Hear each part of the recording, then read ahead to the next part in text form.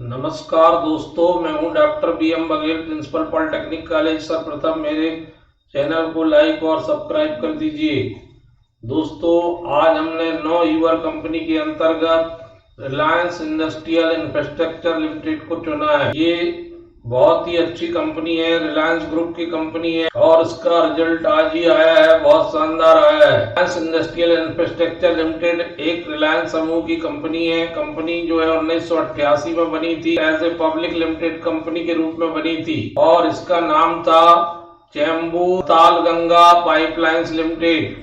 फिर कंपनी का नाम बदलकर CPPPL लिमिटेड 1992 सितंबर में कर दिया गया।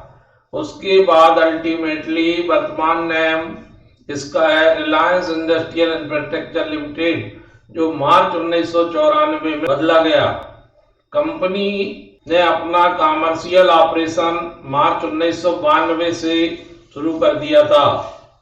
कंपनी मुख्य रूप से बिजनेस इसका जो है मुख्य रूप से एंगेज है setting up operational industrial infrastructure, और company also engage in related activities involving leasing and providing service connected with computer software and data processing. Company ने पतालगंगा में रिलायंस इंडस्ट्री लिमिटेड के पेट्रोकेमिकल कॉम्प्लेक्स में नेफ्ता और केरोसिन जैसे petroleum उत्पादों के परिवहन के लिए मुंबई में भारत पेट्रोलियम कॉर्पोरेशन की रिफाइनरी से 200 मिलीमीटर व्यास की ट्विन पाइपलाइन स्थापित की है।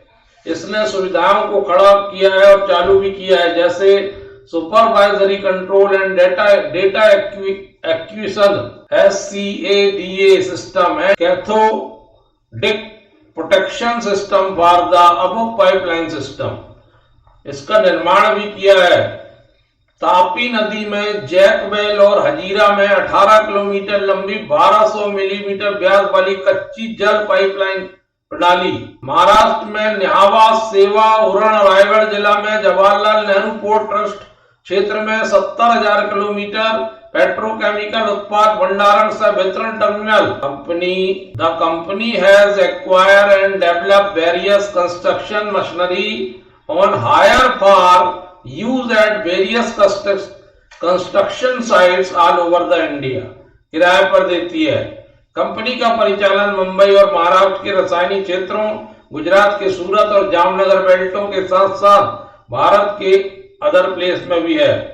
ह्यूमन रिसोर्स डेवलपमेंट में कंपनी रूप से ध्यान देती है ताकि उनके पास सक्षम अनुभवी लोगों की एक टीम बनी रहे। मुख्य रूप निष्कर्ष कंक्लूजन में कहा जा सकता है, मुख्य रूप से औद्योगिक बुनियादी ढांचे की स्थापना, संचालन व्यवसाय में कंपनी लगी हुई है और इसकी मुख्य गतिविधियां हैं पाइपलाइनों के माध्यम से पेट्रोलियम उत्पाद और रॉ वाटर के परिवहन की सेवाएं, construction machinery on hire other infrastructure support service. Company में अगर कॉर्पोरेट एक्शन देखें तो कंपनी 2008 से 2021 तक लगातार डिविडेंड देते चली आ रही है। इसकी 22/11/1991 है।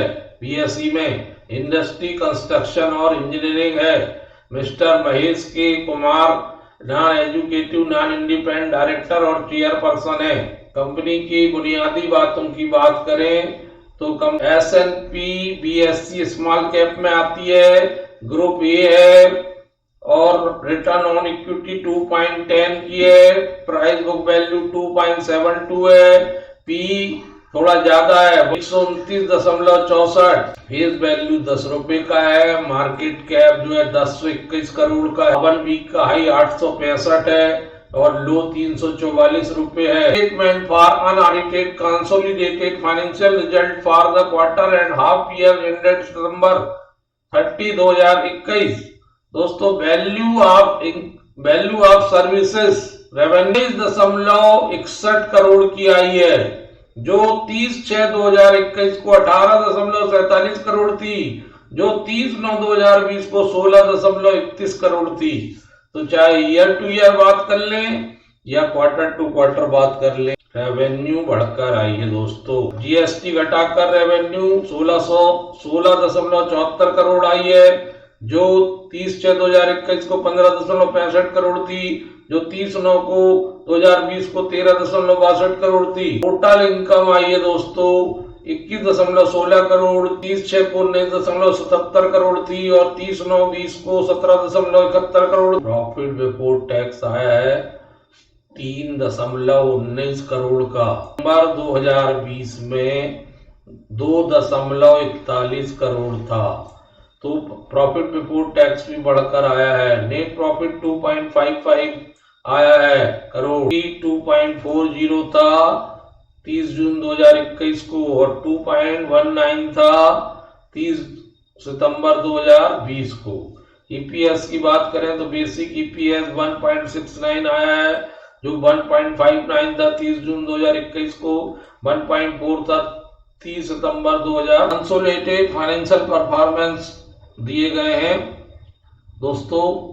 टोटल इनकम आई है 21.16 करोड़ जो Q2 में, और Q1 में थी 19.77 करोड़ और Q2 2021 में थी 17.71 करोड़। इसमें चेंज आया है 7% का। Q2 से अगर तुलना करें तो 19.4% बढ़कर आई है। इनकम फ्रॉम सर्विस 16.74 करोड़ आई है 21-22 Q2 में, Q1 में थी 15.65 करोड़, Q2 में 2021 में थी 13.62 करोड़। तो Q1 में बढ़ी है 6.9% 21-22 में, और Q2 की तुलना में Q2 2021 की तुलना में 22.8% बढ़ी है। PBDIT 5.67 करोड़, 5.58 करोड़, 5.74 करोड़, जो Q1 में 3.1% बढ़ा था, और Q2 2021 profit before tax 3.19 Q2 21-22, Q1 21-22 3.05, Q2 2021 2.41, तो Q1 में 4.8% का इंक्रीज था, चेंज था, जबकि Q2 2021 की तुलना में 32.8% चेंज है। प्रॉफिट जो है 2.55 Q2 22, 2.40 Q1 21, 2.19 Q2 2021, चेंज हुआ है 6.4% Q1 21-22, 20-21 फाइनेंशियल ईयर Q2 की तुलना में 16.5% बढ़ा है। इसमें वृद्धि अगर देखी जाए तो Q1 21-22 में 6.3% की वृद्धि है, जबकि 20-21 Q2 की तुलना में 16.6% की वृद्धि है। Quarter performance consolidated total income आई है 21.16 करोड़, जो कम ईयर टू ईयर बेसिस पे, जबकि ईयर देखें तो पिछले ईयर में 17.71 करोड़ थी। Income from product transportation service increased 8.57 crore from 8.04 crore. Income from hiring construction machinery increase 3.69 crore from 1.39 crore. Income from other support service increase 4.47 crore from 4.19 crore. Other income increase 4.42 crore from 4.09 crore. Net profit increase 2.55 crore from 2.19 crore. Motor की हिस्सेदारी 45.43 है। FII की हिस्सेदारी बहुत कम 0.01% है। DI की हिस्सेदारी कुछ नहीं दिख रही है, और पब्लिक की हिस्सेदारी 54.53, और जून 2020 से जून 2021 के बीच में कोई प्लेजिंग नहीं हुई है शेयर की। तो कंपनी के पास total reserve and surplus 361 crore के हैं, जो ईयर टू ईयर कंटिन्यू बढ़ रहा है, और कंपनी जीरो डेब्ट है। ना लॉन्ग टर्म में कोई ऋण है, ना शॉर्ट टर्म में कोई ऋण है। सबसे बेहतरीन बात यही, जब इसका मूल्य 29.60 रुपए हुआ था हुआ करता था। 23 अक्टूबर 2007 को ये 2765 रुपये से भी ऊपर काम कर रहा था। वहां से जो फिर फिसला तो फिर ये 83% तक फिसल गया था, 267 रुपये आ गया था 20 मार्च 2008 को। इसके बाद फिर ऊपर भी गया, ऊपर इसने हाई बनाया 1182 रुपये का 5 जून 2009 को। उसके बाद ये जो है कंटिन्यू में उठता गिरता रहा है, फॉल ज्यादा है, इसमें गिरावट ज्यादा है। अगर 5 साल की बात करें तो सबसे बड़ी गिरावट आई थी 27 मार्च को, यहीं पर ये भी दिख रहा है 198 रुपये 30 पैसे में आ गया था। ये वो समय था जब पूरे मार्केट में गिरावट आई थी, सारे मार्केट स्टॉक करेक्ट हो गए थे, तो ये भी करेक्ट हुआ था। लेकिन यहाँ से बाजार ने रिकवरी ली है और बाजार में रिकवरी के बाद सारे से स्टॉक बढ़े हैं, सारी कंपनियां बढ़ी हैं।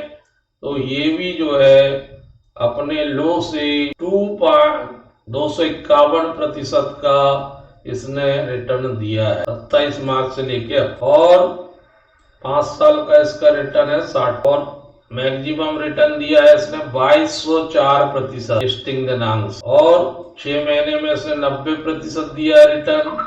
1 महीने में इसने महीने से ये कंसोलिडेशन के दौर से गुजर रहा है। तो दोस्तों आप इस पे नजर, धन्यवाद दोस्तों।